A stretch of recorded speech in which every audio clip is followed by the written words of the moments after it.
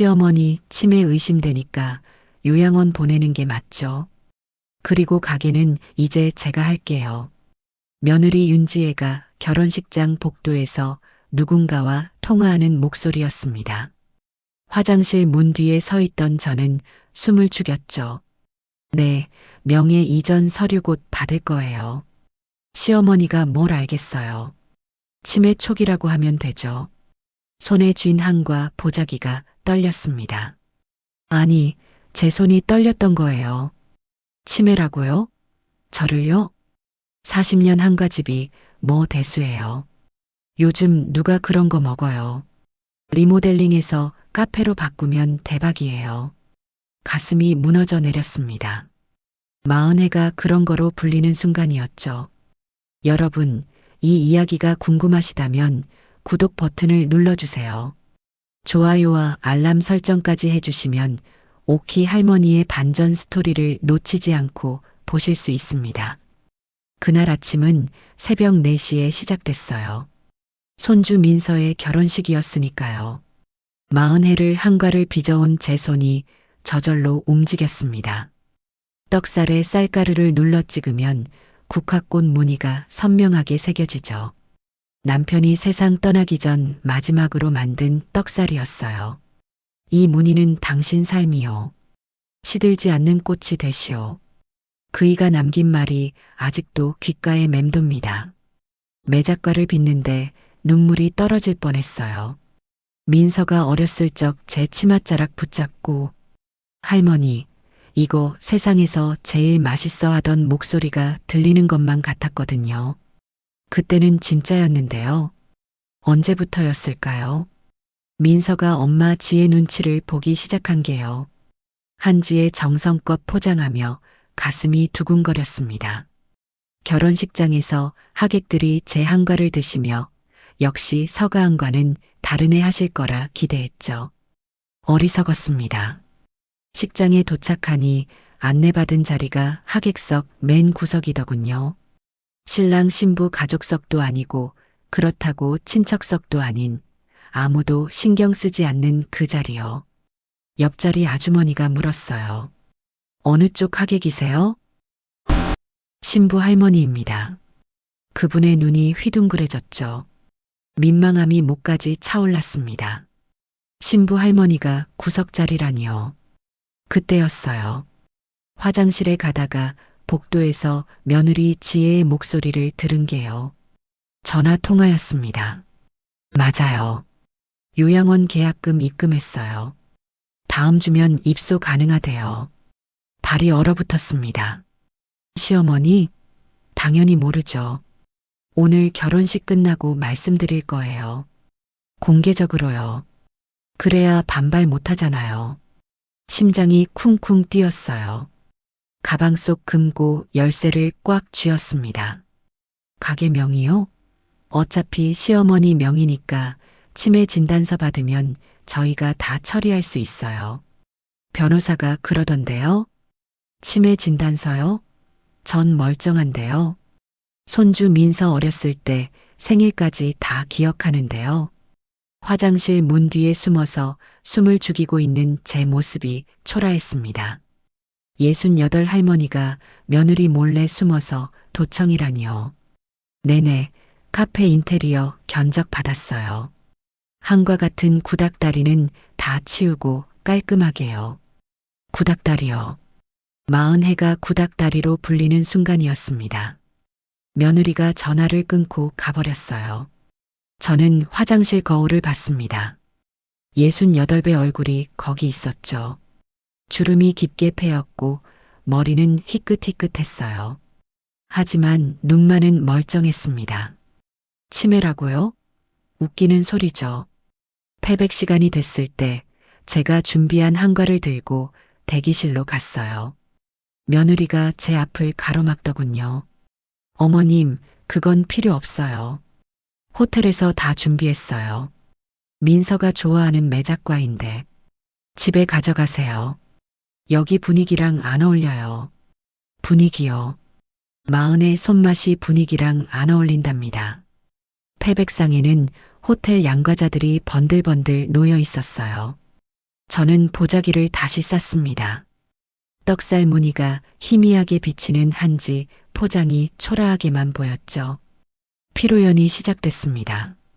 하객들이 웃고 떠드는 사이 저는 구석에서 물만 마셨어요. 그때 며느리 지혜가 단상으로 올라가더니 사회자에게서 마이크를 받아들었습니다. 잠깐 말씀드릴게요. 심장이 멎는 줄 알았어요. 저희 시어머님이 오랫동안 한과 가게를 하셨는데요. 이제 연세도 있으시고 많이 힘드셔서요. 요양원을 알아봤습니다. 200명의 시선이 저를 향했습니다. 곧 모시러 갈 거예요. 그동안 수고 많으셨어요, 어머님. 박수 소리가 터졌어요. 효분에 착하네 하는 수군거림이 들렸습니다. 저는 그 자리에 못 박힌 듯 앉아 있었죠. 200명 앞에서 요양원행을 선고받는 기분이었습니다. 손주 민서가 제 쪽을 봤어요. 저는 민서 눈을 똑바로 쳐다봤습니다. 하지만 민서는 고개를 돌렸죠. 할머니도 나이가 있으시니까요. 신랑에게 속삭이는 민서의 목소리가 바람처럼 들려왔어요. 며느리가 단상에서 내려와 제게 다가왔습니다. 어머님, 가게 명의 이전 서류 어디 있어요? 이제 정리해야죠. 네. 가게를요? 네. 어차피 혼자 하시기 힘드시잖아요. 저희가 카페로 바꿀 거예요. 마흔해요. 마흔해가 어차피라는 단어 하나로 무너지는 순간이었습니다. 저는 대답 대신 가방을 열었어요. 손에 쥔 것은 은행 금고 열쇠였죠. 20년 전 남편이 제 손에 쥐어주며 말했던 게 기억났습니다. 여보, 이건 당신 거요. 절대 잊지 마시오. 결혼식장을 나왔어요. 택시를 잡으며 중얼거렸습니다. 마흔해가 하루아침에 사라지는구나. 하지만 손 안의 열쇠는 차갑게 살아있었어요. 기사님이 물었죠. 어디로 모실까요? 은행이요. 강남 본점으로 가주세요. 집이 아니었습니다. 싸울 준비를 해야 했거든요. 창밖으로 가로수들이 스쳐 지나갔어요. 눈물이 흐릿하게 만들었지만 눈물을 닦아내고 나니 보였습니다. 금고 안에 뭐가 들었는지 기억이 났거든요. 마흔해의 증거가 제 삶의 뿌리가 거기 있었어요. 치매요? 천만에요.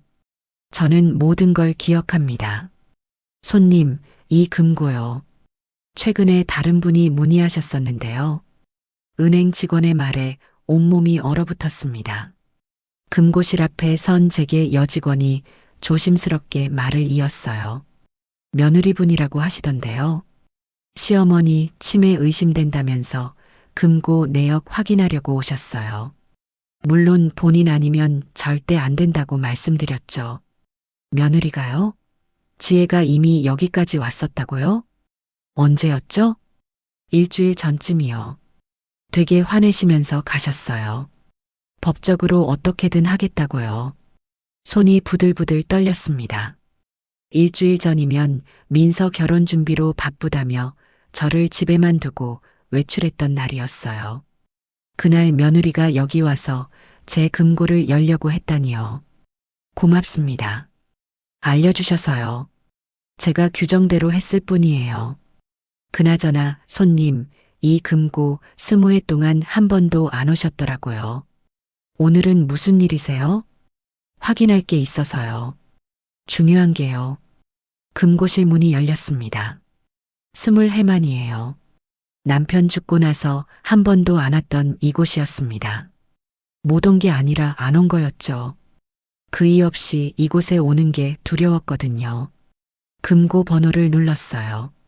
남편 생일이었습니다. 찰칵 소리와 함께 문이 열렸죠. 가슴이 쿵쿵거렸어요. 첫 번째로 보인 건 낡은 서류 봉투였습니다. 봉투를 여는 손이 떨렸어요.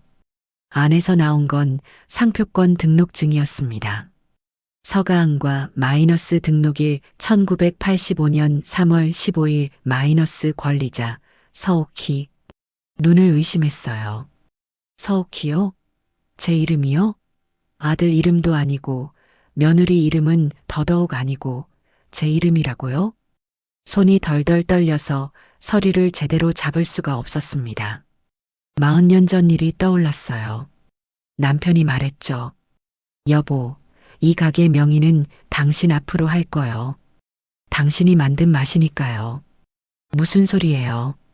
당신이 가게 차려준 건데요. 아니요. 당신 손맛이 없었으면 이 가게는 존재하지도 않았소. 명의는 당신 거요. 그때는 별 생각 없었어요. 부부 사이에 누구 명의가 중요한가 싶었죠. 그런데 지금 이 순간 이 서류가 제 무기가 될 줄은 몰랐습니다. 두 번째 봉투를 열었어요. 명함이 한 장 나왔습니다. 피에어 두만트 마이너스 CEO, 유러피언 에이전 푸드 임포트, 파리요. 2003년 파리 식품 박람회 때 만난 그 프랑스 사람이었어요. 금빛 머리에 파란 눈을 가진 제 한과를 먹고 눈물 흘렸던 그 남자요. 마담, 이것은 예술입니다. 프랑스에 수출하시겠습니까? 그때 남편이 웃으며 말했죠. 아내가 결정할 일이요. 하지만 저는 겁이 났었어요. 해외 수출이라니 저 같은 시골 할머니가 무슨 수출이냐고요. 명함 뒤에 편지가 끼워져 있었습니다.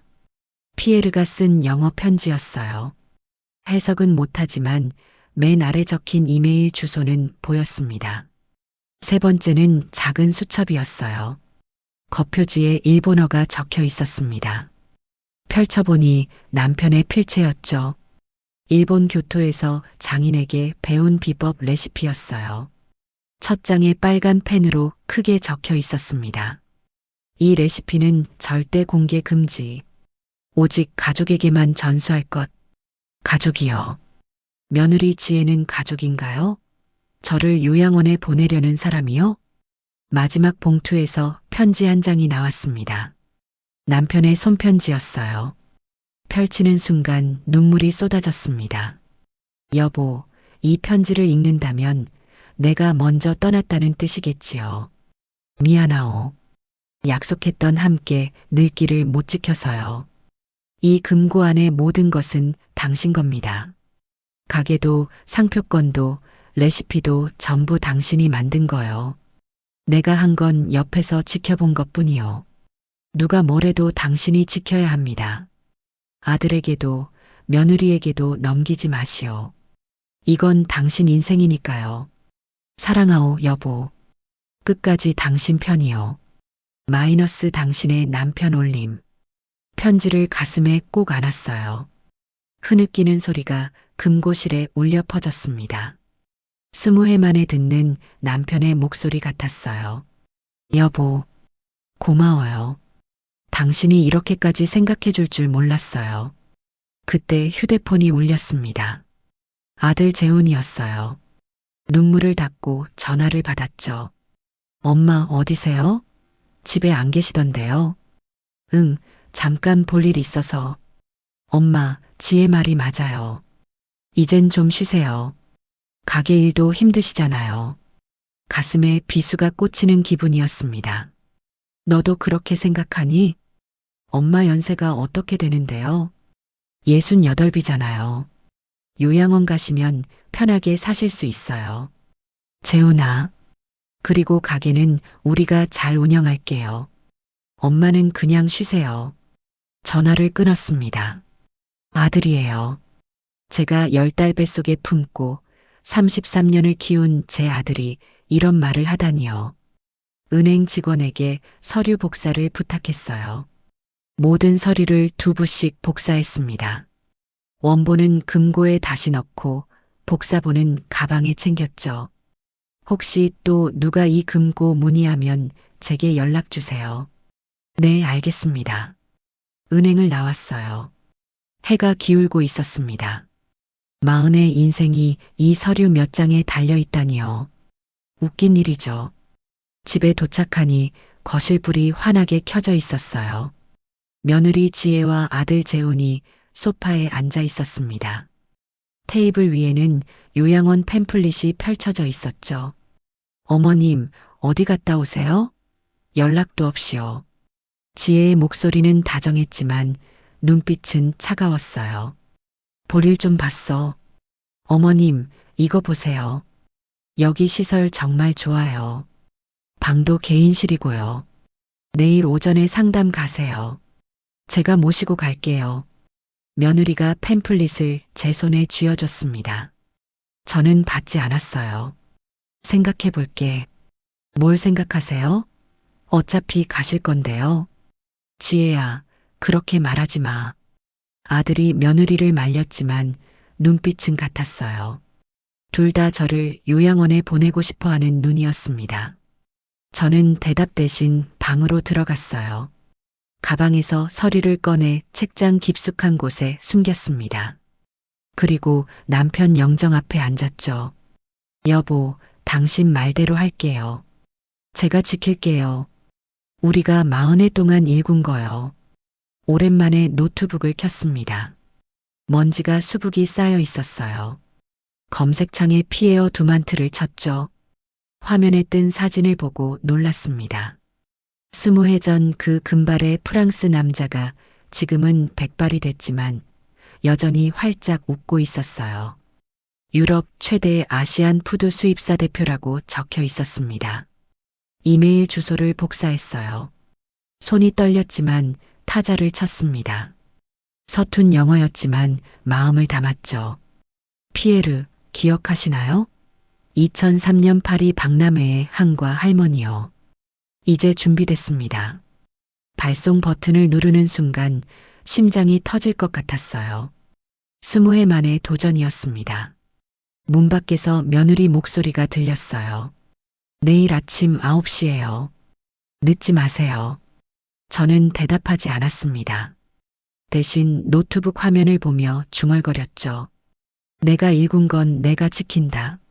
어머님, 이거 사인하세요. 요양원 입소 동의서예요. 새벽 6시였습니다. 며느리 지혜가 제 방문을 두드리며 서류를 내밀었어요. 아직 어둠이 가시지 않은 시간이었죠. 지금 사인하라고? 네.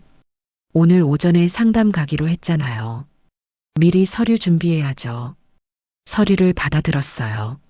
찬찬히 읽어 내려갔습니다. 입소자 서옥희, 보호자 윤지혜, 특이사항 경도인지장애 의심. 경도인지장애요? 어머님, 요즘 자꾸 깜빡하시잖아요. 어제도 약 드셨는지 기억 못 하셨고요. 거짓말이었어요. 제가 언제 약을 깜빡했나요? 오히려 며느리가 제 약을 숨겨놓은 날이 있었죠.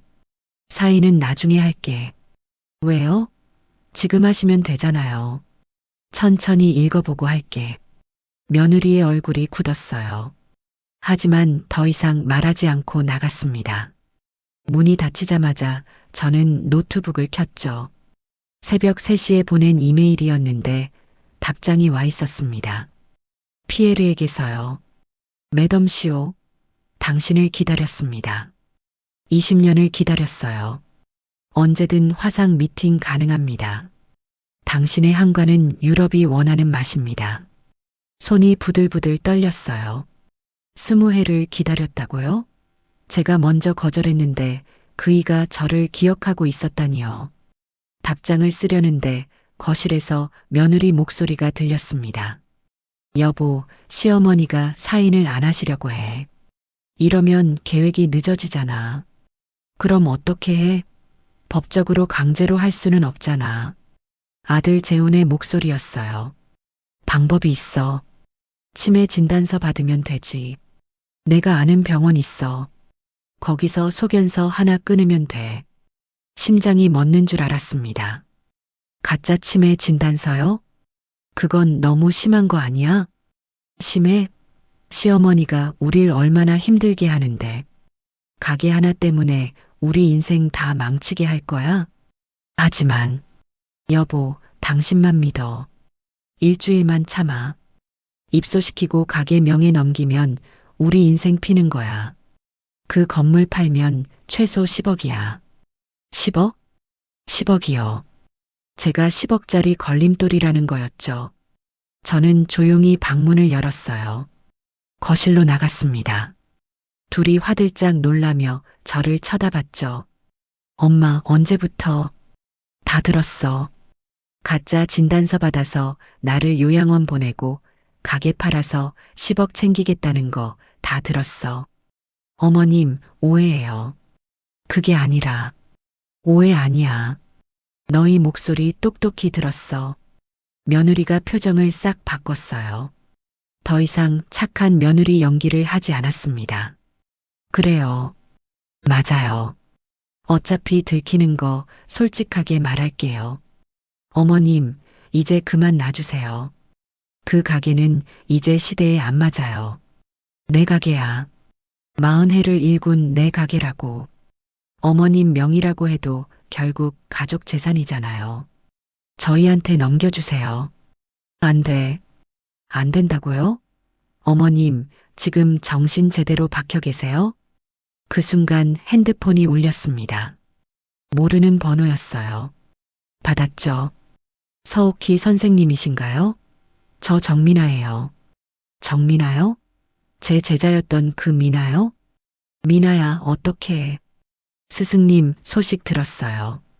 민서한테 연락 받았어요. 제가 도와드릴게요. 눈물이 핑 돌았습니다. 20해 전 제 밑에서 한과 만들던 25살 아가씨가 이제 45이 됐죠. 미슐랭 스타 한식당을 운영한다는 소문은 들었어요.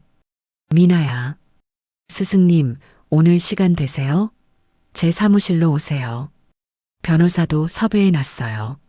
며느리가 전화기를 빼앗으려 했지만 저는 피했습니다. 갈게. 주소 문자로 보내줘. 전화를 끊자마자 며느리가 소리쳤어요. 어디 가시려고요? 오늘 요양원 상담 있잖아요. 안 가. 나는 멀쩡해. 요양원 갈 이유가 없어. 어머님. 그리고 말이야, 지혜야. 저는 가방에서 상표권 등록증 사본을 꺼냈습니다. 며느리 얼굴에 휙 갖다 댔죠. 이 가게 명의는 원래부터 내 거였어. 내 남편 거도 아니고 너 거는 더더욱 아니야. 서옥희 명의야. 며느리의 얼굴이 새하얗게 질렸어요. 그게 뭔데요?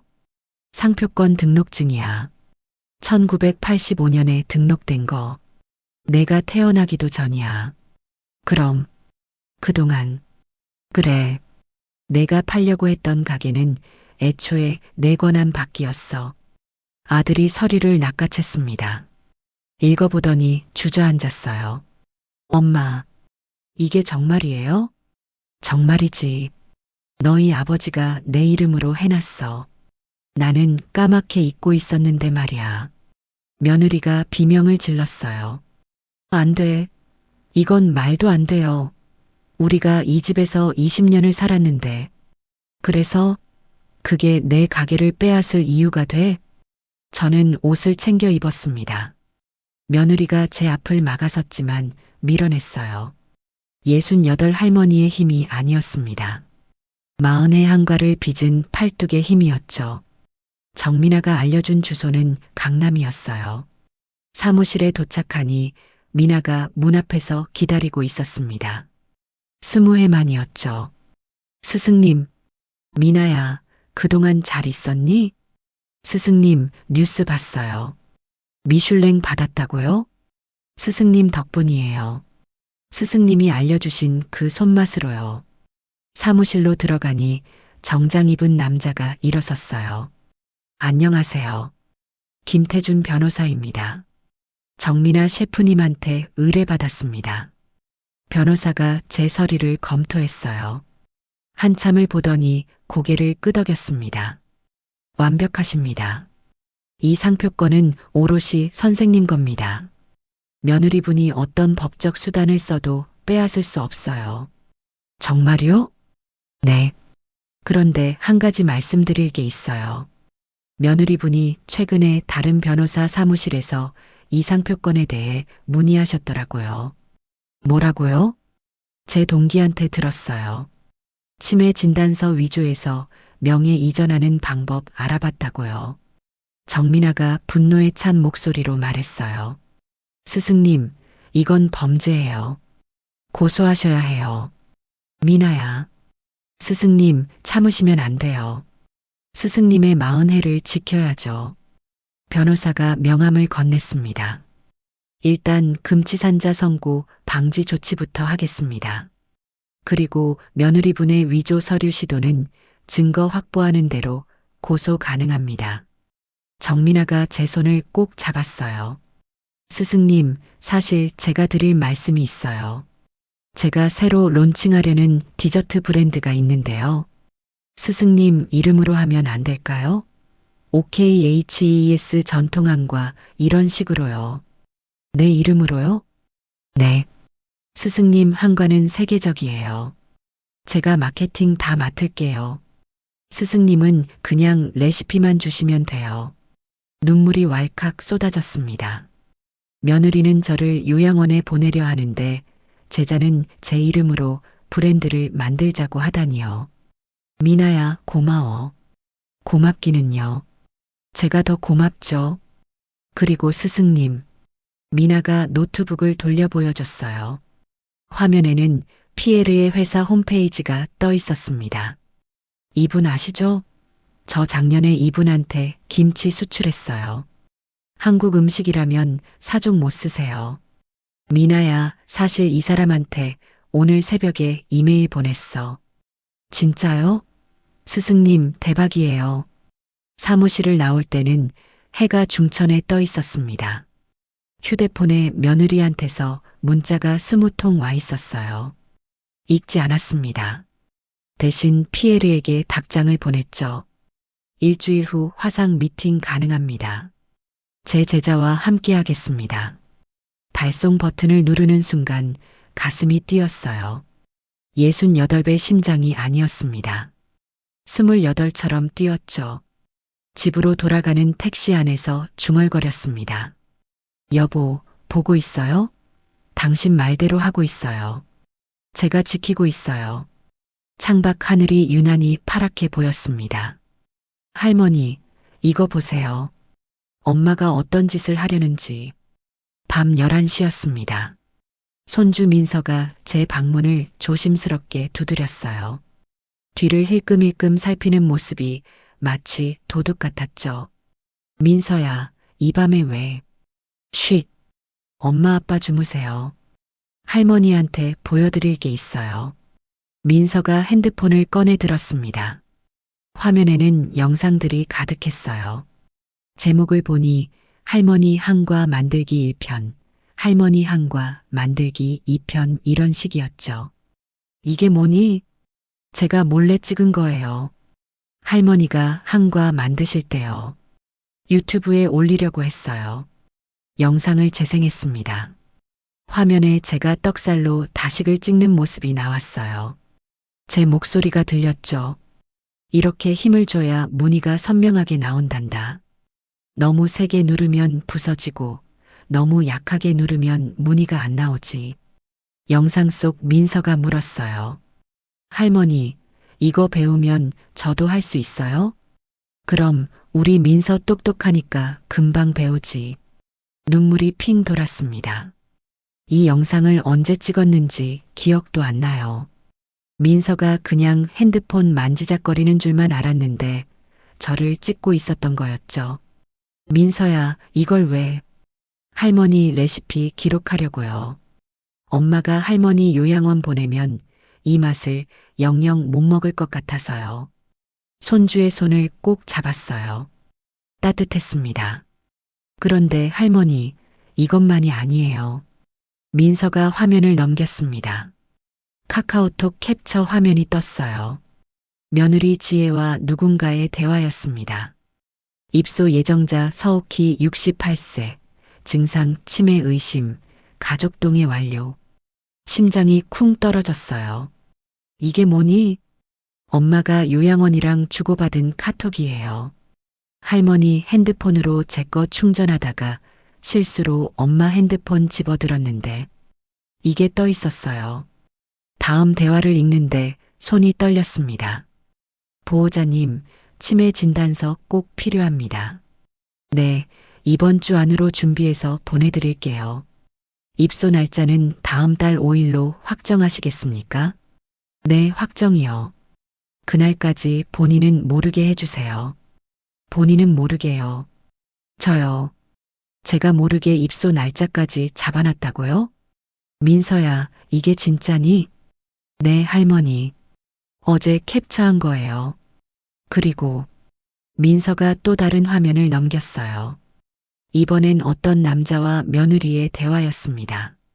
지혜 씨, 그 건물 가치 평가 나왔습니다. 현 시세 12억 정도 되네요. 12억이요? 생각보다 많네요. 명예 이전만 하시면 바로 매물로 내놓겠습니다. 수수료는 말씀드린 대로 10%로요. 알겠어요. 다음 주면 명예 이전 가능할 거예요. 시어머니 요양원 보내는 대로요. 12억이요. 제 가게가 12억짜리 매물이라고요? 며느리가 벌써 부동산까지 알아봤다니요. 민서야, 이 남자는 누구니? 엄마가 요즘 자주 통화하는 사람이에요. 부동산 중개사래요. 할머니 몰래 가게 팔려고 알아보는 거예요. 가슴이 무너져 내렸습니다. 요양원도 모자라 가게까지 팔아버리려고요? 제가 살아있는데요? 그게 다가 아니에요, 할머니. 민서가 마지막 사진을 보여줬어요. 진단서 양식이었습니다. 병원 이름이 적혀 있었죠. 환자명 서옥희, 나이 68세, 진단명 알츠하이머형 치매 초기, 소견. 일상생활 수행 능력 저하로 보호자 관리 필요. 이건 가짜예요, 할머니. 할머니 멀쩡하시잖아요. 엄마가 아는 의사한테 부탁해서 만든 거래요. 돈 주고요. 눈앞이 캄캄했습니다. 가짜 진단서요? 저를 치매 환자로 만들려고요? 민서야, 내가 어떻게 이걸? 엄마 서재에서 봤어요. 서류 뭉치 사이에 끼워져 있었어요. 할머니, 이거 범죄 아니에요? 범죄죠. 문서위조죠. 제 친며느리가 저를 치매 환자로 만들어서 요양원에 보내고 가게를 팔아버리려 한다니요. 할머니, 제가 이거 다 캡처해놨어요. 할머니 변호사한테 보여줘야 해요. 민서야. 할머니, 저 엄마 편 안 서요. 엄마가 하는 짓이 너무 나빠요. 할머니가 얼마나 고생하셨는데. 손주가 제품에 와락 안겼습니다. 흐느끼는 소리가 들렸어요. 26살 손주가 할머니를 지키려고 울고 있었습니다. 괜찮아, 우리 민서. 할머니가 다 해결할게. 할머니, 제가 도와드릴 거예요. 엄마한테 지지 마세요. 민서를 꼭 안아줬어요. 차가운 집안에 따뜻한 게 하나 남아 있었습니다. 민서가 간 뒤 즉시 김태준 변호사에게 전화했습니다. 밤늦은 시간이었지만 받았어요. 변호사님, 급한 일이에요. 말씀하세요, 서 선생님. 며느리가 가짜 치매 진단서를 만들었어요. 그리고 저 몰래 요양원 입소 날짜까지 잡았고요. 가게를 팔려고 부동산까지 알아봤어요. 뭐라고요? 그건 명백한 범죄입니다. 문서위조, 사기, 재산권 침해. 증거 있으십니까? 네, 제 손주가 다 캡처해놨어요. 지금 바로 보내드릴게요. 민서한테 받은 사진들을 변호사 이메일로 전송했습니다. 잠시 후 변호사가 말했어요.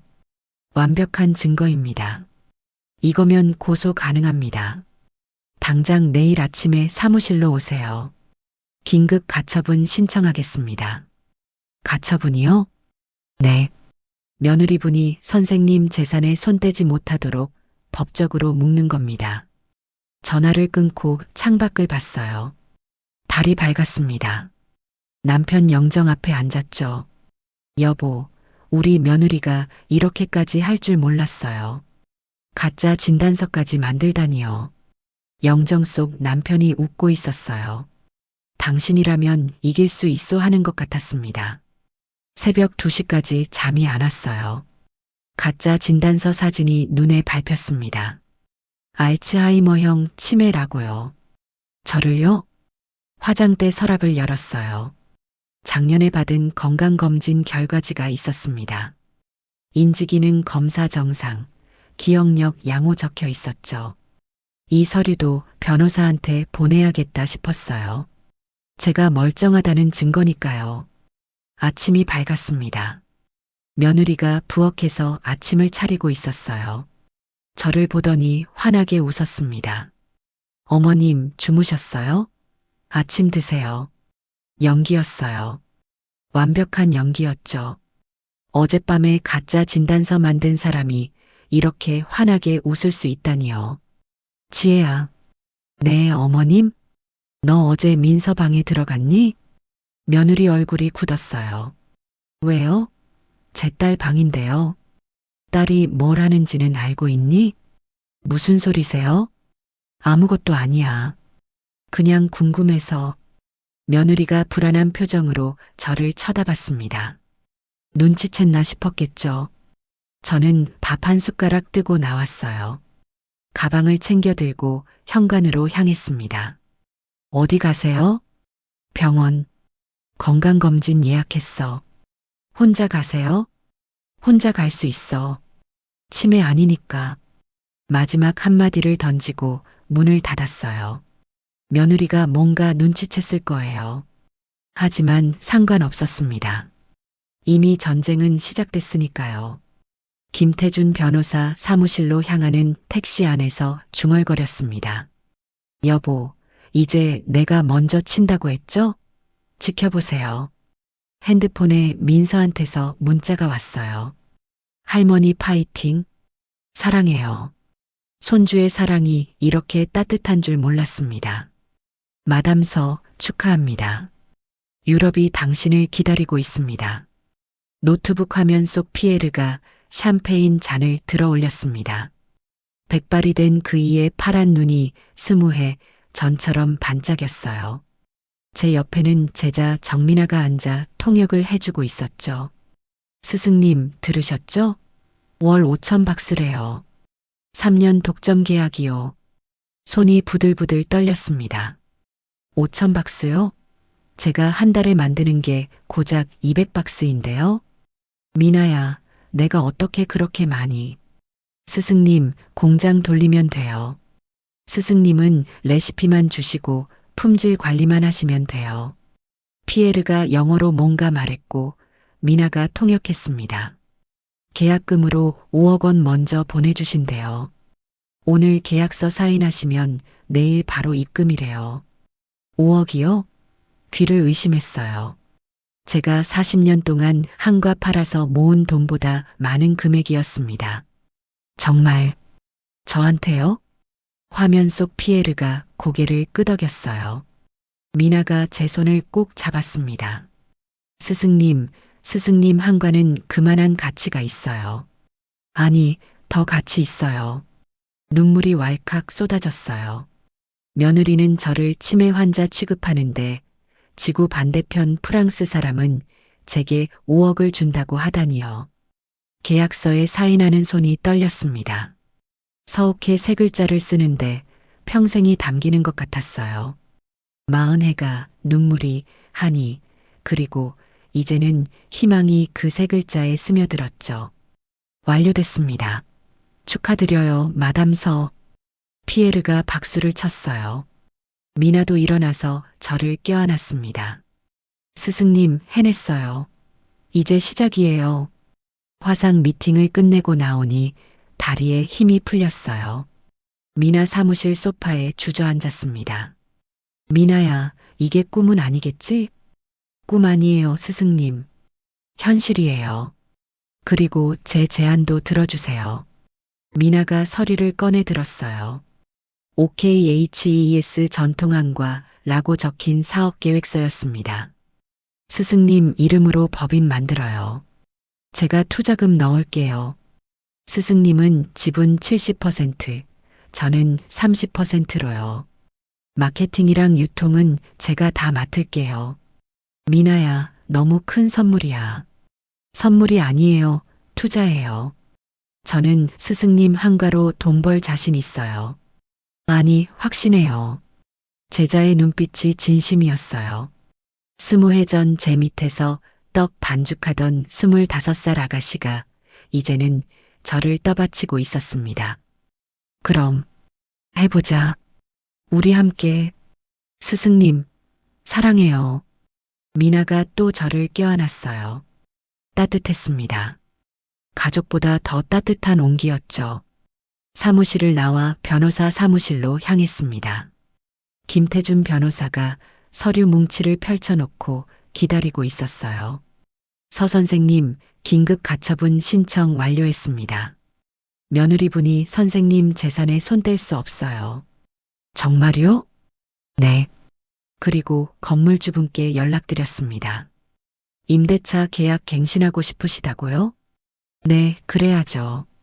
며느리가 제 등 뒤에서 가게 팔려고 돌아다니는데 가만히 있을 수 없죠. 오늘 오후 3시에 건물주분 만나기로 했습니다. 제가 동행하겠습니다. 오후 3시 가게 건물주를 만났어요. 60대 중반쯤 되는 남자분이었습니다. 서 사장님, 오랜만이에요. 얼굴 보기 힘드시네요. 죄송해요. 그동안 바빴어요. 그런데 말이에요, 사장님. 최근에 며느리분이라는 분이 저한테 연락하셨더라고요. 가슴이 철렁했어요.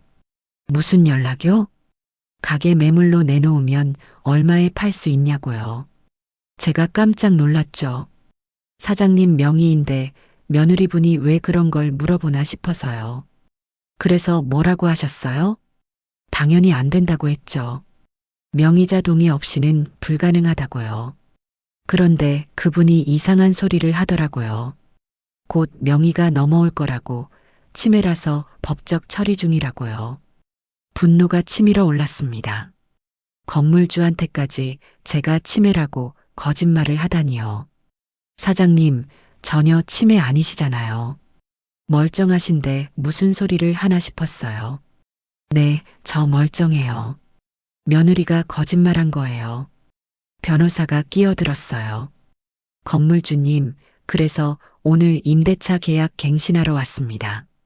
기간은 5년으로 하고 싶은데 가능할까요? 물론이죠. 사장님이 계속하시는 게 저도 좋죠. 40년 세입자신데요. 계약서에 사인했습니다. 5년 연장이요. 68살 할머니가 5년 뒤를 내다보는 계약을 한 거였죠. 집으로 돌아가는 길에 핸드폰이 울렸어요. 은행에서 온 알림 문자였습니다. 입금 5억 원. 보내니 피해요 두만트 유로. 5억이요. 정말로 들어왔어요. 제 통장에 5억이라는 숫자가 찍혀 있었습니다.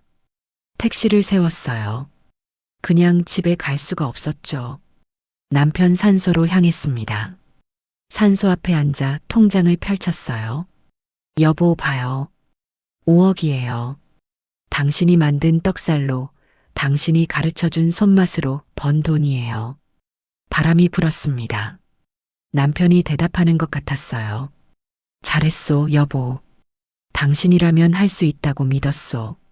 이제 시작이래요. 미나가 그러는데 이제 시작이래요. 68비 시작이래요. 묘비에 이마를 대고 한참을 울었습니다. 서러워서가 아니었어요. 기뻐서였죠. 해가 지고 있었어요. 집에 도착하니 불이 환하게 켜져 있었습니다. 며느리와 아들이 거실에 앉아 있었죠. 테이블 위에는 또 요양원 서류가 펼쳐져 있었어요. 어머님, 어디 갔다 오세요?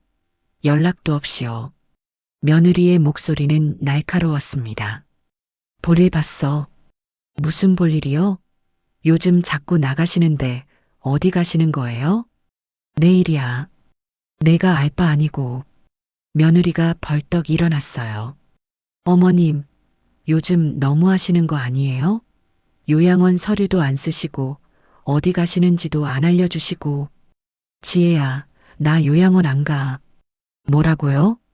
안 간다니까. 나 멀쩡해. 치매 아니야. 어머님, 검사 받아보셔야 해요. 요즘 행동이 이상하시다니까요. 뭐가 이상한데? 자꾸 나가시잖아요. 그리고 가게 건물주한테도 이상한 연락하셨다면서요? 아, 건물주가 며느리한테 연락했나 보네요. 이상한 연락이 아니야. 계약 갱신했어. 5년으로. 며느리 얼굴이 하얗게 질렸어요. 5년이요? 그래. 나 아직 일할 수 있어. 5년은 더 할 거야. 안 돼요. 어머님, 그 계약 취소하세요. 왜? 내 가게인데 내가 왜 취소해? 며느리가 소리를 질렀습니다. 어머님, 제발 좀 현실을 보세요. 나이가 얼만데 5년을 더 하시겠다는 거예요.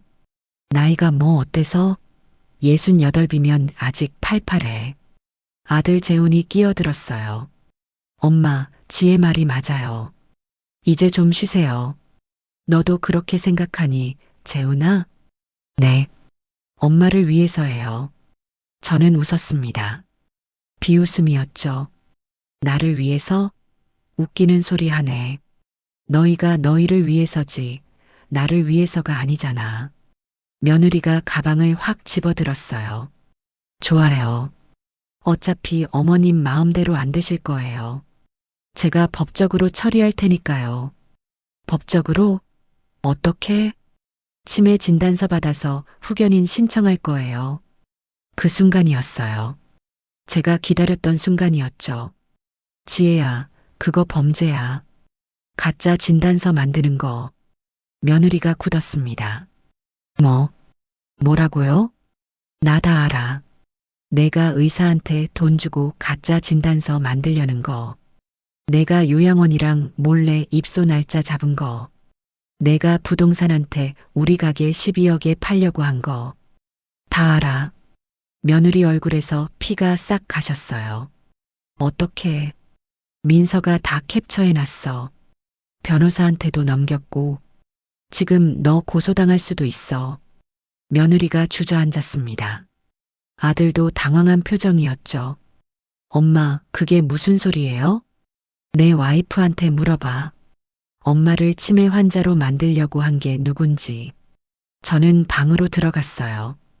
뒤에서 며느리가 우는 소리, 아들이 다그치는 소리가 들렸습니다. 방문을 닫고 남편 영정 앞에 앉았어요. 통장을 펼쳐 보여줬습니다. 여보, 봐요. 우리 이겼어요.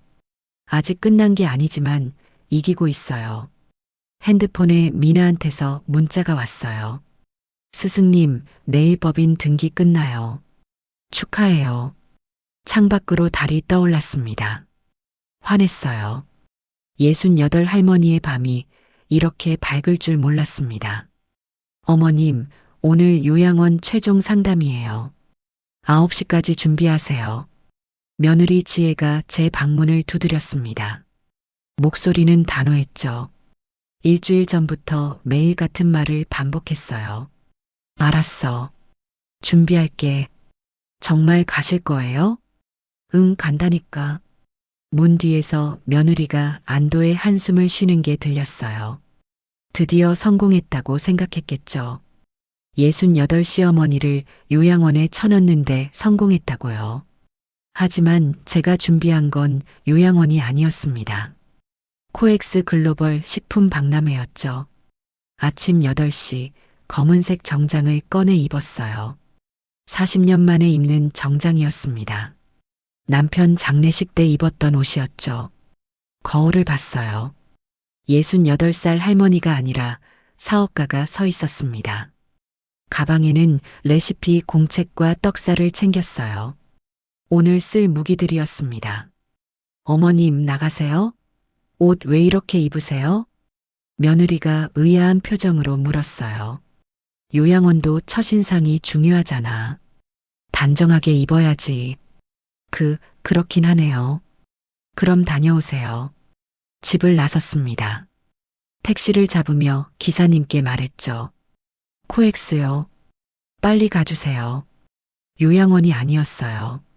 가슴이 뛰었습니다. 오늘이 진짜 전쟁이 시작되는 날이었거든요.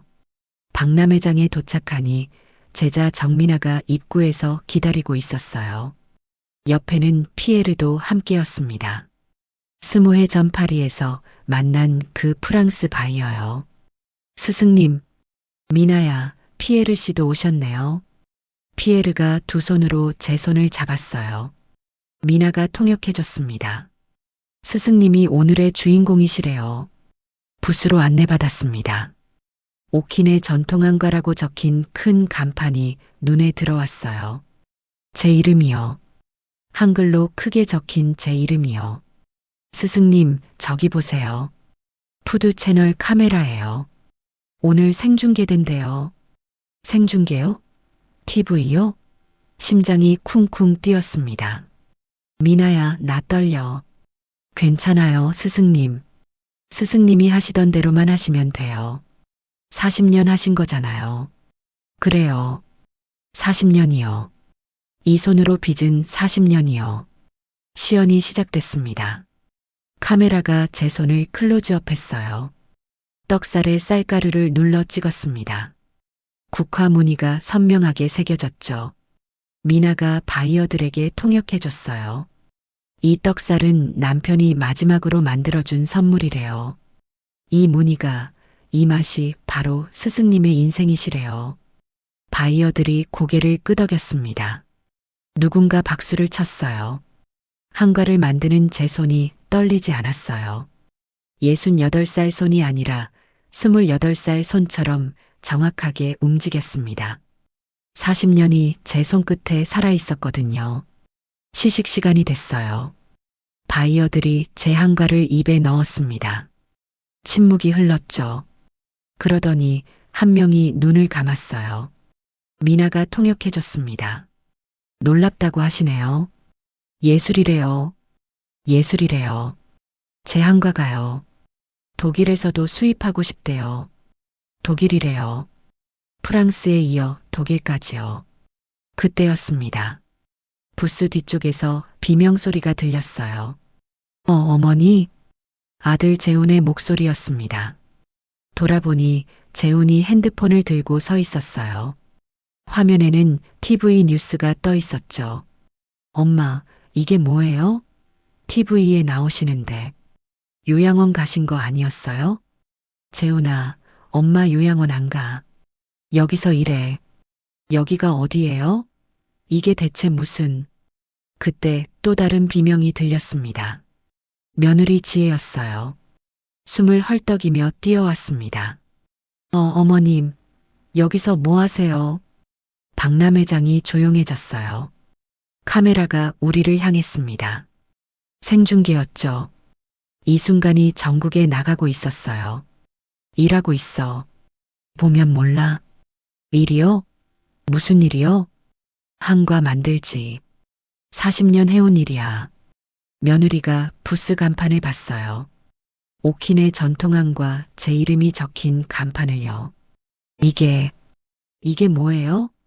내 브랜드야. 오늘 런칭했어. 브랜드요? 어머님이요? 왜?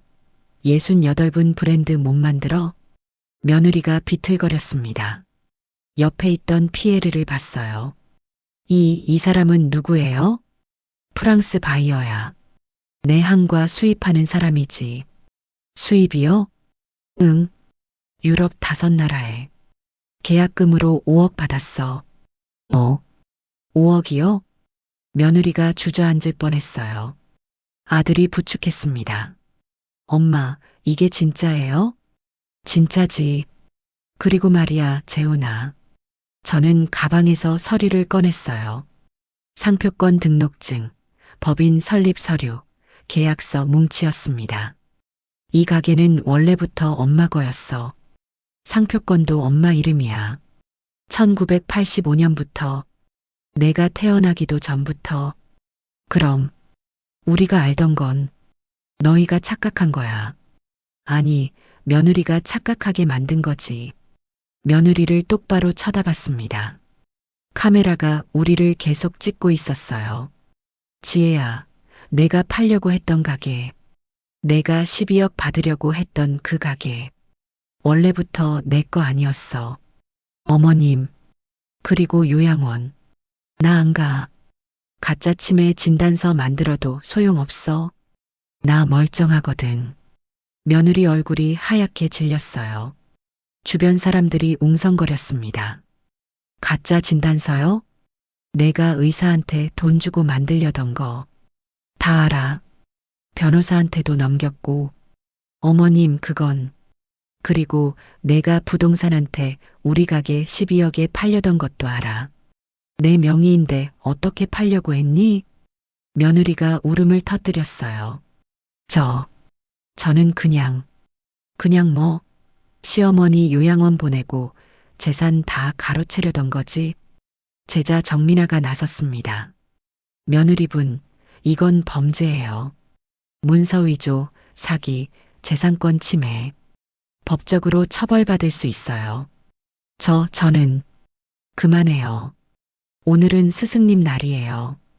방해하지 마세요. 미나가 며느리를 밀어냈어요. 보안요원이 다가왔습니다. 저희가 모시고 나가겠습니다. 며느리와 아들이 끌려나갔어요. 아들이 뒤돌아보며 소리쳤습니다. 엄마, 이건 너무한 거 아니에요? 재훈아, 너무한 건 너희야. 엄마를 치매 환자로 만들려던 너희지. 아들이 무너지는 표정이었어요. 하지만 저는 돌아서지 않았습니다. 카메라 앞에 섰어요. 리포터가 마이크를 들이댔습니다. 서옥희 대표님, 68세에 글로벌 브랜드를 런칭하셨는데요. 비결이 뭔가요? 포기하지 않는 거요. 나이는 숫자일 뿐이에요. 제 손은 아직 살아있거든요. 가족의 반대는 없으셨나요? 잠시 침묵이 흘렀어요. 아까 며느리와의 대치 장면이 떠올랐죠. 있었어요. 심했죠. 하지만 제 인생이에요. 남이 정해줄 수 없잖아요. 박수 소리가 터져 나왔습니다. 바이어들이, 관람객들이, 미나가 박수를 쳤어요. 피에르가 다가와 제 어깨를 안았습니다. 미나가 통역해줬어요. 스승님이 영웅이시래요. 한국 할머니 영웅이시래요. 눈물이 흘렀어요. 기쁜 눈물이었습니다. 서러운 눈물이 아니라 승리의 눈물이었죠. 시연을 마치고 나오는데 취재진이 몰려들었어요. 서 대표님, 며느리분과의 갈등은 어떻게 해결하실 건가요? 해결할 게 없어요.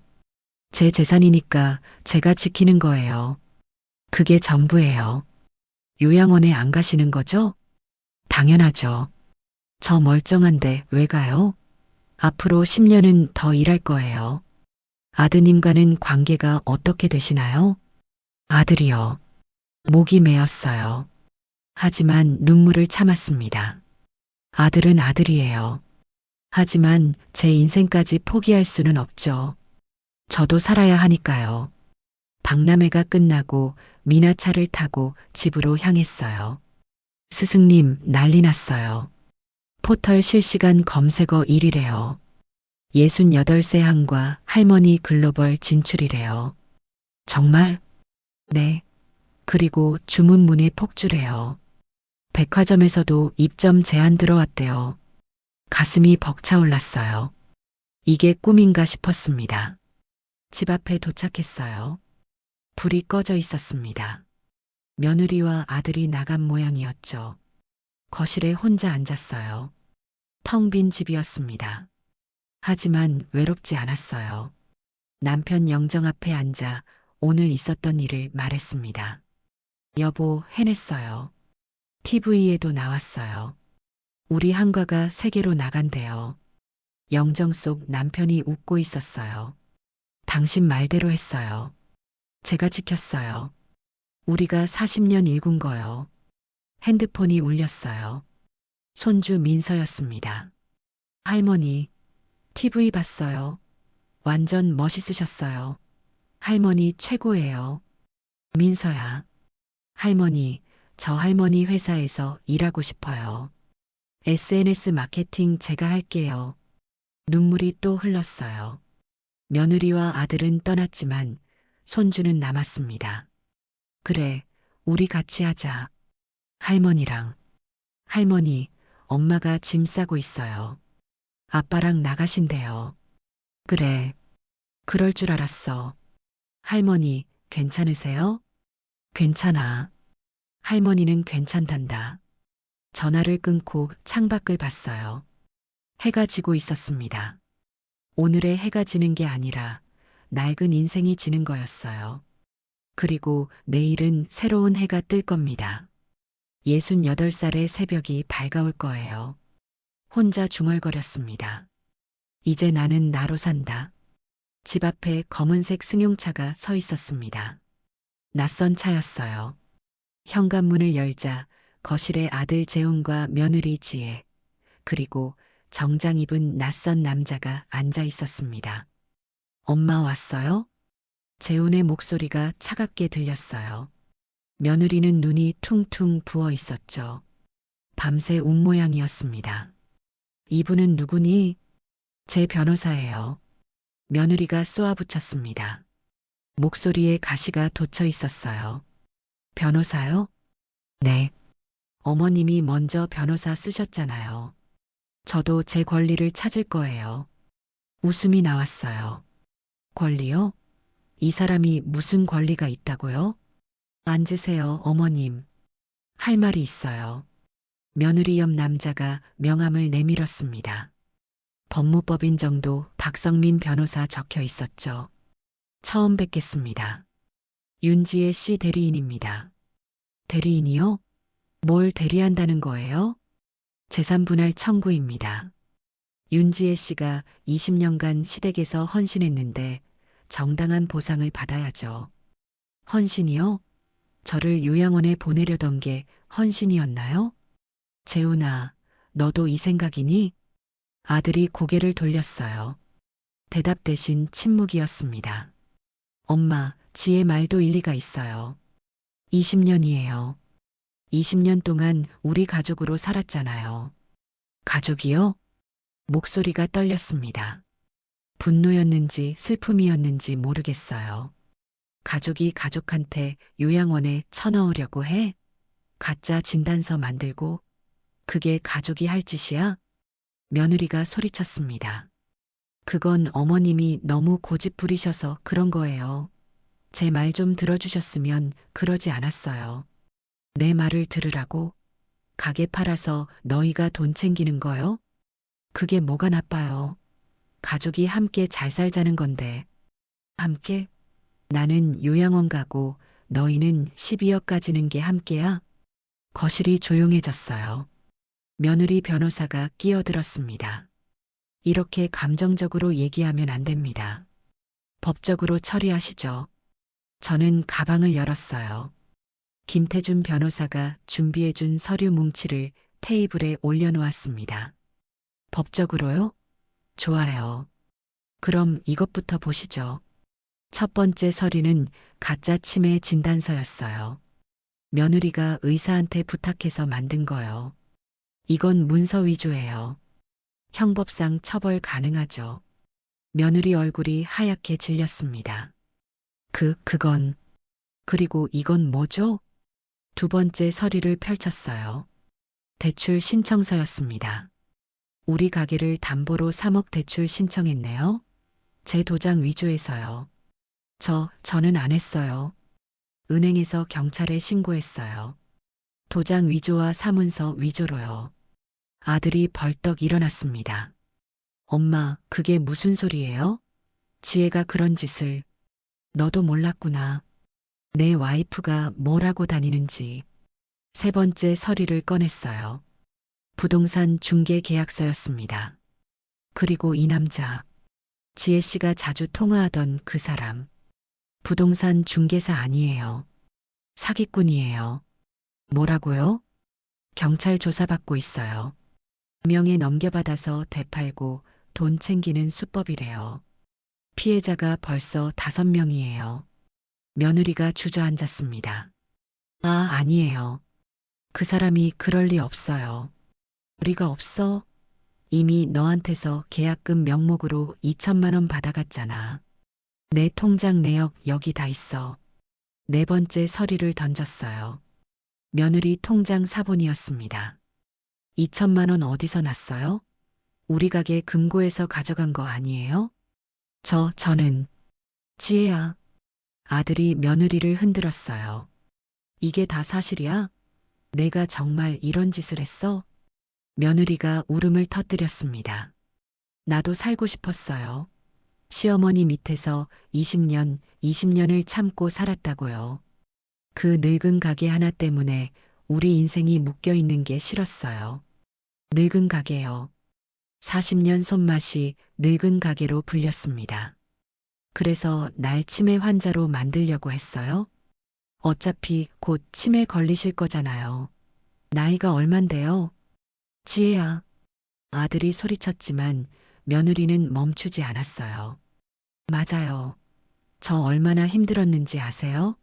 명절 때마다 한과 만들고, 제사 때마다 한과 준비하고, 친구들은 해외여행 다닐 때 저는 한과나 빚고 있었어요.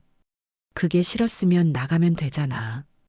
왜 날 요양원에 보내려 했어? 가게 때문이죠. 그 가게만 있으면 우리 인생 피는 거잖아요. 며느리의 목소리가 거실에 울렸습니다. 날 것 그대로의 욕망이었죠. 그때 현관문이 열렸어요. 김태준 변호사였습니다. 늦어서 죄송합니다. 서 선생님. 오셨어요, 변호사님. 김 변호사가 서류 가방을 열었어요. 윤지혜 씨, 이건 형사 고소장입니다. 문서 위조, 사문서 위조, 사기 미수, 절도죄로 고소합니다. 고소요? 네. 증거가 충분합니다. 검찰에서 이미 수리했고요. 며느리가 바닥에 주저앉았어요. 며느리 변호사가 황급히 말했습니다. 잠깐만요. 합의하시죠. 형사 고소는 너무 심한 거 아닙니까? 심한 건 며느리분이죠. 시어머니를 치매 환자로 만들려 했는데요. 그건 실수였습니다. 의도는 아니었어요. 실수요? 병원 5군데 알아보고 돈 주고 진단서 만든 게 실수예요? 거실이 조용해졌습니다. 며느리가 제 발을 붙잡았어요. 어머님, 제발 용서해 주세요. 제가 잘못했어요. 정신이 없었어요. 손을 뿌리쳤습니다. 용서요? 나한테 뭘 했는지 알아요? 죄송해요. 진짜 죄송해요. 미안하다고 용서되는 게 아니에요. 지혜 씨, 며느리를 내려다봤어요. 20년을 며느리로 살았던 여자가 바닥에 엎드려 있었습니다. 재훈아, 네 엄마, 이 집에서 나가라.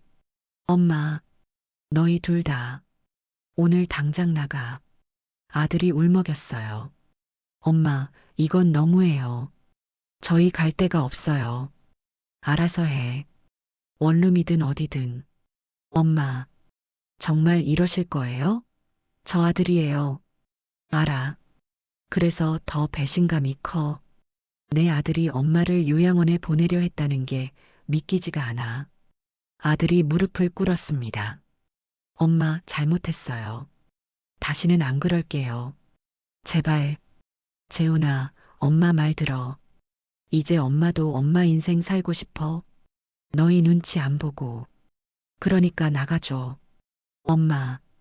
그리고 지혜 씨. 며느리가 고개를 들었어요. 눈물 범벅이었습니다. 형사 고소는 일단 보류할게요. 대신 조건이 있어요. 뭐든지 할게요. 이혼하세요. 내 아들이랑. 어머님. 며느리가 비명을 질렀어요. 아들도 놀란 표정이었죠. 엄마, 그건 너무 안 해. 이 여자 옆에 있으면 너도 망가져. 엄마 눈에는 보여. 지혜 씨가 너를 어떻게 조종하는지. 엄마, 저희는 사랑해서 결혼했어요. 사랑이요? 웃기는 소리. 진짜 사랑이었으면 시어머니를 치매 환자로 만들어? 그게 사랑이야? 아무도 대답하지 못했습니다. 오늘 밤까지 짐 싸서 나가. 안 나가면 경찰 부를 거야. 거실을 나와 제 방으로 들어갔어요. 문을 닫는 순간 다리에 힘이 풀렸습니다. 주저앉아 눈물을 흘렸죠. 아들이에요. 제 아들을 제 손으로 내쫓았어요. 하지만 어쩔 수 없었습니다. 저도 살아야 했으니까요. 밖에서 짐 싸는 소리가 들렸어요. 며느리 우는 소리, 아들 한숨 쉬는 소리가 들렸습니다. 2시간 뒤 현관문이 닫히는 소리가 났어요. 조용해졌습니다. 방문을 열고 나갔어요. 텅 빈 거실이었습니다. 며느리와 아들이 쓰던 방도 텅 비어 있었죠. 남편 영정 앞에 앉았어요. 여보, 제가 너무 심한 건가요? 아들을 내쫓았어요. 영정 속 남편은 대답이 없었습니다. 하지만 어쩔 수 없었어요. 저도 살아야죠. 68인데 아직 할 일이 남았어요. 눈물이 주르륵 흘렀어요. 여보, 외로워요. 혼자 남았어요. 그때 핸드폰이 울렸습니다. 손주 민서였어요. 할머니, 괜찮으세요? 아빠한테 들었어요. 민서야. 할머니, 저는 할머니 편이에요. 내일 할머니 댁으로 갈게요. 같이 살아도 돼요? 눈물이 왈칵 쏟아졌습니다. 민서야, 고마워. 할머니, 사랑해요. 할머니가 옳은 일 하신 거예요. 전화를 끊고 노트북을 켰어요. 해외 주문 내역이 떠 있었습니다. 프랑스, 독일, 벨기에, 네덜란드, 스위스. 5나라에서 주문이 들어와 있었어요. 저는 웃었습니다. 눈물을 닦고 웃었어요. 이제 나는 나로 산다. 창밖에 별이 떠 있었습니다. 남편이 보고 있는 것만 같았어요. 할머니, 오늘 주문 또 늘었어요. 백화점 3곳에서 더 들어왔어요. 손주 민서가 노트북을 들고 제 작업실로 뛰어들어왔습니다. 3달 전부터 민서는 저와 함께 살고 있었어요. 제 회사 SNS 담당으로 일하면서요. 백화점이 몇 곳이나 되니 이제 12곳이요. 롯데, 신세계, 현대 다 들어왔어요. 3달이에요. 박람회 이후 딱 3달 만에 제 인생이 완전히 바뀌었습니다. 창밖으로 강남 거리가 내려다 보였어요.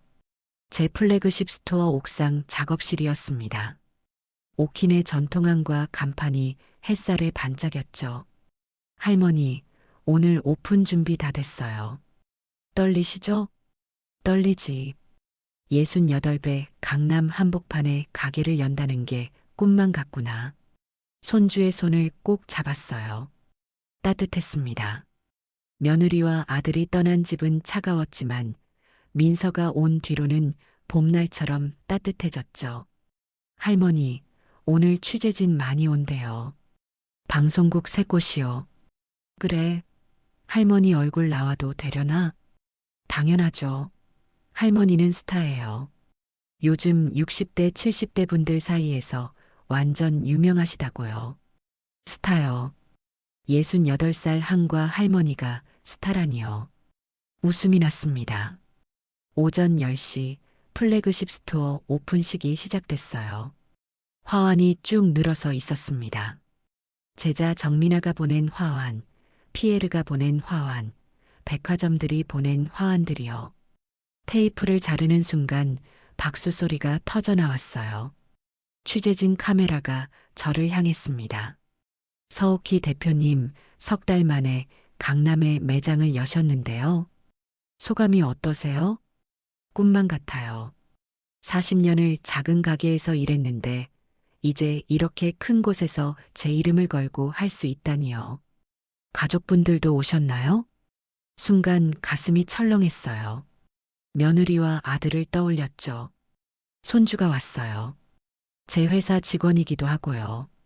민서가 제 옆으로 다가왔습니다. 카메라를 향해 환하게 웃었어요. 할머니 한과는 세계 최고예요. 여러분도 꼭 드셔보세요. 매장 안으로 손님들이 들어왔어요. 50대, 60대, 70대 할머니들이었습니다. 한 분이 제 손을 잡았어요. 대표님, 저도 65이에요. TV 보고 용기 얻었어요. 저도 뭔가 시작해볼까 싶어서요. 그러세요.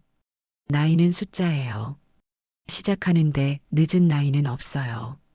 할머니의 눈에 눈물이 고였습니다. 며느리가 저보고 늙었대요. 이제 쉬래요. 근데 대표님 보니까 제가 바보 같더라고요.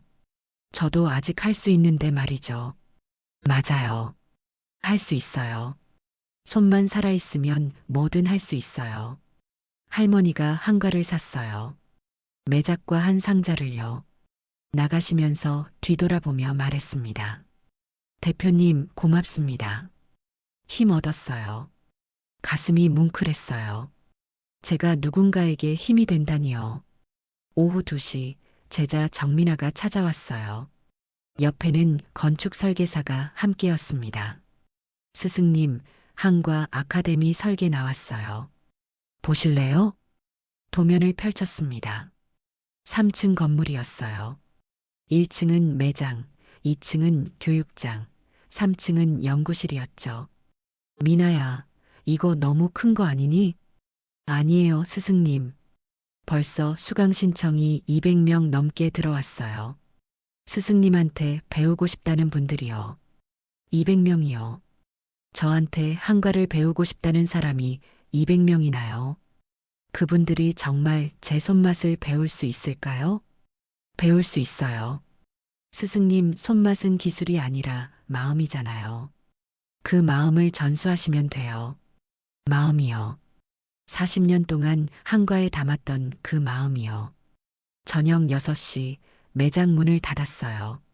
민서가 매출을 정리하고 있었습니다. 할머니, 오늘 첫날 매출 5천만 원 넘었어요. 5천만 원이요? 네. 완전 대박이에요. 손주를 안아줬어요. 이 아이가 없었다면 여기까지 오지 못했을 거예요. 민서야, 고마워. 내가 할머니 편 들어줘서 당연한 거예요, 할머니. 할머니가 옳은 일 하셨잖아요. 집으로 돌아가는 차 안에서 민서가 조심스럽게 물었어요.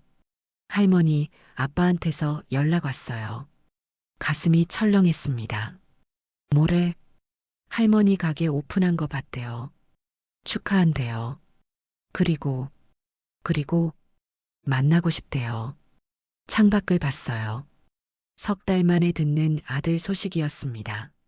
민서야, 아빠는 어떻게 지내니? 원룸에서 혼자 살아요. 엄마랑 이혼했어요. 1달 전에요. 그래. 아빠가 많이 후회하는 것 같아요. 맨날 술만 마신대요. 가슴이 아팠어요. 아들이에요. 제가 낳은 아들이요. 할머니, 아빠 만나주실 거예요? 한참을 생각했습니다. 용서해야 할까요? 아직 마음이 준비되지 않았어요. 민서야, 아빠한테 전해줘. 엄마는 아직 준비가 안 됐다고. 하지만 너 통해서 안부는 전해드릴게. 네, 할머니. 그리고 아빠한테 이것도 전해줘. 엄마는 엄마 인생 살고 있다고. 행복하다고. 집에 도착했어요. 3달 전 텅 비었던 집이 이제는 채워져 있었습니다. 민서의 웃음소리로요. 저녁을 먹고 작업실로 들어갔어요. 새로운 레시피를 개발하고 있었습니다. 석류를 넣은 한과였죠. 떡살을 들고 반죽을 찍었어요. 손끝에서 느껴지는 감촉이 좋았습니다. 68살 손이 아니라 28살 손처럼 생생했죠. 남편 사진을 쳐다봤어요. 여보, 보고 있어요? 우리 해냈어요. 3달 만에 여기까지 왔어요. 사진 속 남편이 웃고 있었어요. 당신이 만들어준 떡살로 지금도 한과 빚고 있어요. 당신이 믿어준 이 손으로요. 석류한과가 완성됐어요. 입에 넣어봤습니다. 달콤하면서도 새콤했죠. 새로운 맛이었어요. 이거다. 이 맛이야. 민서를 불렀어요. 한과를 맛보게 했습니다. 할머니, 이거 완전 맛있어요. 젊은 사람들도 좋아할 맛이에요. 그치? 할머니가 만든 새로운 맛이야. 창밖으로 밤하늘이 보였어요. 별이 반짝였습니다. 남편이 보내는 신호 같았어요. 잘하고 있어 하는 신호요. 다음 날 아침 매장으로 출근했습니다. 문 앞에 누군가 서 있었어요. 아들 재훈이었습니다. 엄마, 3달 만에 보는 아들이었어요. 많이 야위었더군요. 재훈아, 엄마 축하해요. 가게 오픈. 멋있어요. 고마워. 엄마, 저 잘못했어요. 진심으로요. 아들의 눈에 눈물이 고였습니다. 엄마를 요양원 보내려던 제가 미쳤어요. 지의 말만 듣고 정신을 못 차렸어요. 재훈아, 용서는 안 바라요. 그냥 엄마가 행복하게 사시는 거 보고 싶어요. 가슴이 뭉클했어요. 하지만 아직 용서할 준비가 안 됐습니다. 재훈아, 엄마한테 시간을 줘. 아직은 힘들어. 네, 엄마. 알겠어요. 하지만 완전히 끊을 생각은 없어. 민서 통해서 소식은 전해 들을게. 엄마. 그리고 너도 내 인생 살아. 엄마 걱정은 하지 말고. 엄마는 이제 괜찮아. 아들이 고개를 숙였어요. 돌아서서 걸어갔습니다. 뒷모습이 쓸쓸해 보였지만 저는 돌아서지 않았어요. 매장 문을 열었습니다. 오늘도 손님들이 기다리고 있었어요. 주방으로 들어가 한가를 빚기 시작했습니다. 떡살로 반죽을 찍으니 국화 무늬가 선명하게 새겨졌죠. 40년이요. 40년 손맛이 여기 있었습니다. 그리고 앞으로 10년은 더 할 거예요. 아니, 20년도 할 수 있을 것 같았습니다. 민서가 주방으로 들어왔어요. 할머니, 아빠 왔었어요? 응, 다녀갔어. 할머니, 괜찮으세요? 괜찮아. 할머니는 이제 할머니 인생 살 거야. 누구 눈치도 안 보고. 손주가 제 옆에서 한가를 빚기 시작했어요. 서툴렀지만 정성스러웠습니다. 할머니, 저도 할머니처럼 멋지게 살고 싶어요. 그래, 우리 민서. 너도 내 인생 멋지게 살아. 창밖으로 햇살이 쏟아졌어요. 주방이 환하게 빛났습니다. 68살 한과 할머니의 새벽이 이렇게 밝을 줄 몰랐어요. 여보, 보고 있죠? 당신이 믿었던 그 여자가 여기 있어요. 아직 끝나지 않았어요. 한가를 빚는 손이 행복했습니다. 40년 전 그날처럼, 처음 떡살을 잡았던 그날처럼 설렜어요. 간판을 쳐다봤습니다. 오킨의 전통함과 마이너스 1985년 서울에서 시작. 마흔의 손맛은 거짓말하지 않았습니다. 그리고 68살의 제 시작은 이제 막 달콤한 맛을 내기 시작했습니다. 여러분, 오키 할머니의 이야기가 마음에 와닿으셨나요? 나이는 정말 숫자에 불과하다는 걸 보여주신 오키 할머니처럼 우리도 언제든 새로운 시작을 할 수 있습니다. 이 이야기가 힘이 되셨다면 구독 버튼을 눌러주시고 좋아요와 알람 설정도 부탁드려요. 댓글로 여러분의 생각을 나눠주시면 더 좋은 이야기로 찾아뵙겠습니다.